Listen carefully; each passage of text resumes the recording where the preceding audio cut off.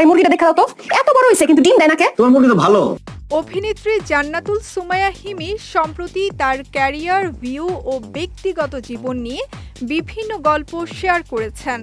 নাটক ও funny content সম্পর্কে তিনি জানালেন, ভিউ কখনো মাথায় রাখি না, তবে আশপাশের মানুষের অপেক্ষা অনুভব করা সত্যিই ভালো লাগে।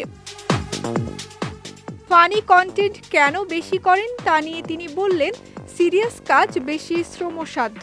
ফানি ক্লিপগুলো সহজ হলেও দর্শককে আনন্দ দেয়, তাই জনপ্রিয়তা পাওয়া স্বাভাবিক। ব্যাক টু ব্যাক অভিনেতা নিলয় আলমগীরের সঙ্গে কাজের ব্যাপারে তিনি জানান, দর্শক পছন্দের কারণে তিনি প্রায়ই একই টিমের সঙ্গে কাজ করছেন, বিশেষ করে নিলয় আলমগীরের সঙ্গে। মুরগির আবার চরিত্র কি? এই ডিম তো একটা নাজায়েজ জিনিস, মাত্র চরিত্রহীন মুরগির ডিম দেয়।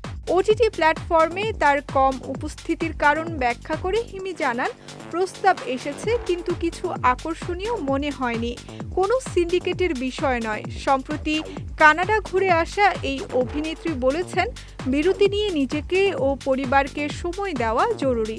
এখন ছোট ছোট বিরতিতে কাজে ফিরছে। জীবন গোছানোর প্রশ্নে হিমি বলেন, জীবন পুরোপুরি গোছানো যায় না, ভারসাম্য রাখাই যথেষ্ট। বিয়ে প্রশ্নে তিনি জানান, বিয়ে বা রিলেশনশিপ স্ট্যাটাস পরিবর্তনের কোনো পরিকল্পনা এখন নেই, সবকিছু সঠিক সময়ে হওয়া উচিত।